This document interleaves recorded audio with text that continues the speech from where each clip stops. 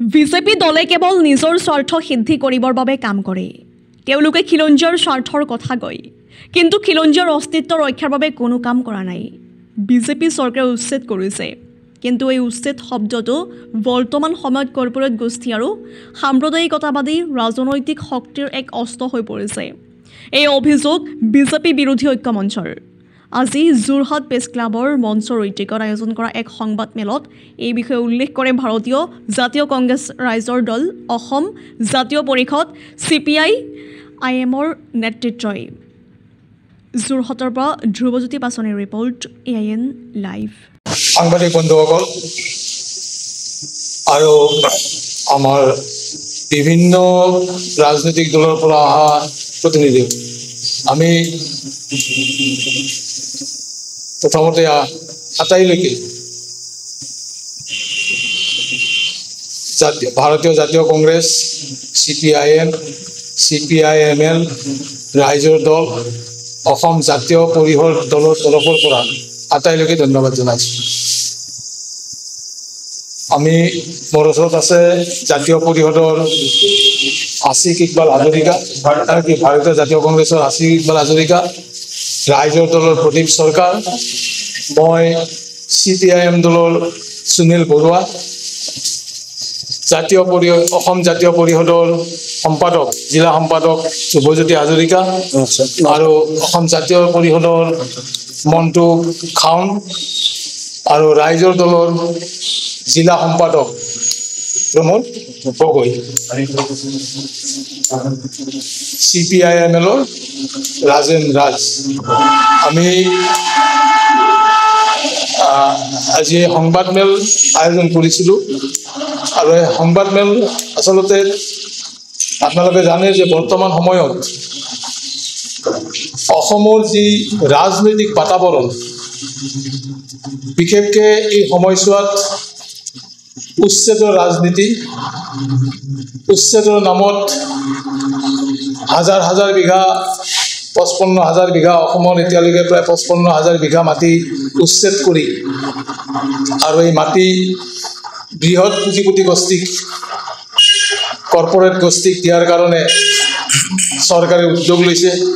তাৰ কাৰণো আছে, ব্যাখ্যা কৰিব আমাৰ সতীৰ্থসকলে, যে অসমৰ ভূগৰ্ভত থকা খনিজ সম্পদসমূহ লুণ্ঠন কৰাৰ স্বাৰ্থত, কৰ্পোৰেটে যাতে লুণ্ঠন কৰিব পাৰে এই স্বাৰ্থত এই উচ্ছেদ অভিযান চলিছে।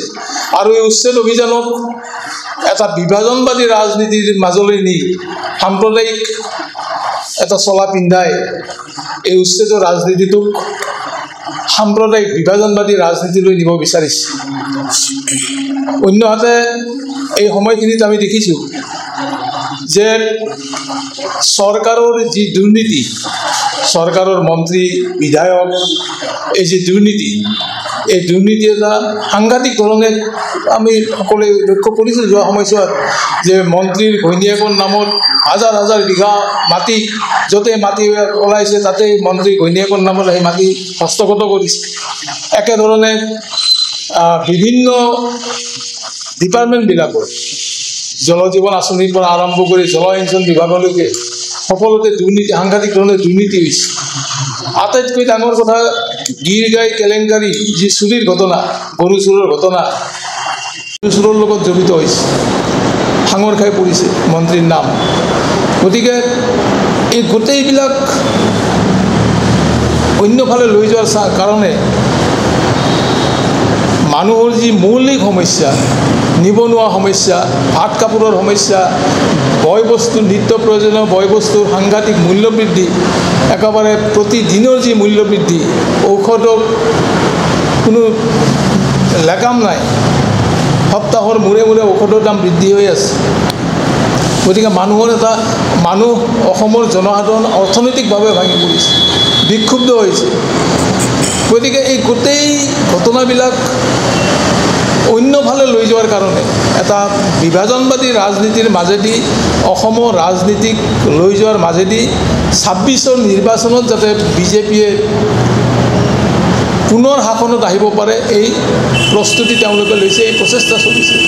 আৰু এই প্ৰচেষ্টা ল'বলৈ গৈ আমাৰ অসমৰ যি সাতাম পৰীক্ষা ঐক্য সংগতি শান্তি সম্প্ৰীতিৰ যি বাতাবৰণ তাক বিনষ্ট কৰাৰ কাৰণে চৰকাৰৰ উদ্যোগত খুদ মুখ্যমন্ত্ৰীৰ পৃষ্ঠপোষকতাত এই কাম চলিছিল।